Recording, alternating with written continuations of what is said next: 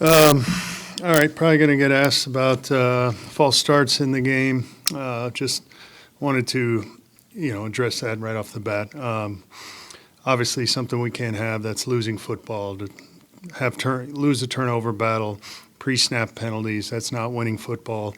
I personally am embarrassed by it. We got the unit together. We have a plan going forward to make sure none of that happens again. Each one is kind of its individual story, but regardless of where it's coming from, what it's doing, we've implemented some things that we think can help that going forward that I'm not going to get into granular detail about, but feel confident that going forward we got the right group of guys.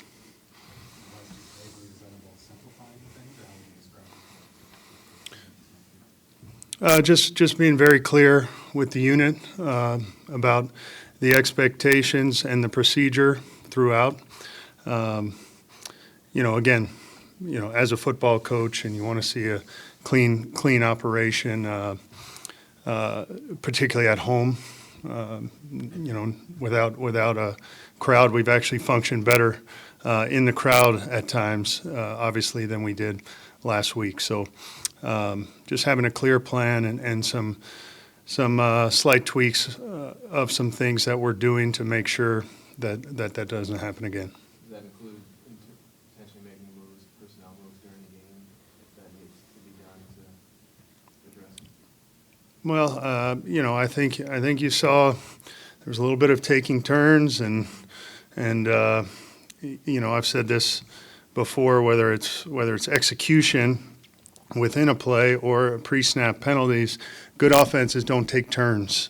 We have to have all 11 on the same page, and throughout a game, and as you see, you have a tough game. It's kind of frustrating for guys.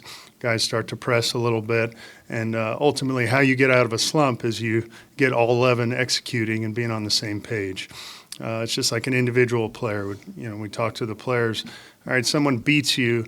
The answer isn't, okay, he did this, I've got to do that. It's not a reaction. It's going back to your technique and fundamentals, and that's how you play good football as a unit. In our phase of the game, we start talking about complementary football and how the Minnesota Vikings want to win in the 2025 season. Really kind of, find a way to win a turnover battle, owning the field position, and we kind of failed in that aspect of it. Obviously, it's tough to overcome, fumbling on the kickoff return, especially after. It's really one of the toughest plays, really, when you start talking about a team scores, whether it's 3 or 7, they kick the ball off, and in the ensuing play, they able to kind of force a fumble and recover now, and now you kind of automatic points for that team. And, defense obviously fought their tails off. And it's a 9-10 game, really a 12-10 game at that point right there. And, for us to turn it over, they end up scoring off of it, becomes 19-10. And from there, we're trying to play catch up. But with that, you kind of move on, you shake it off, and you just kind of understand, especially for Jug, the ebbs and flows of the NFL season, the highs, the lows. You just got to find a way to kind of stay neutral through it all. And this guy is built the right way, so I'm excited on how he's going to respond. Myles, the one that he lost, it looked like he was obviously second effort, breaking the tackle, looked like he was bracing himself to fall. Is that the point that you Yep, Andrew, that's exactly, we kind of consider that to be a vulnerable position.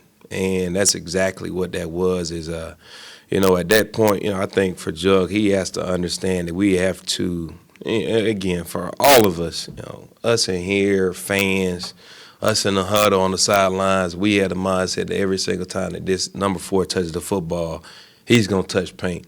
And so for him, he has to just understand that there's some times where we have to take what the cover team gives us, and the possession of the football is a lot more important than trying to gain that extra yard.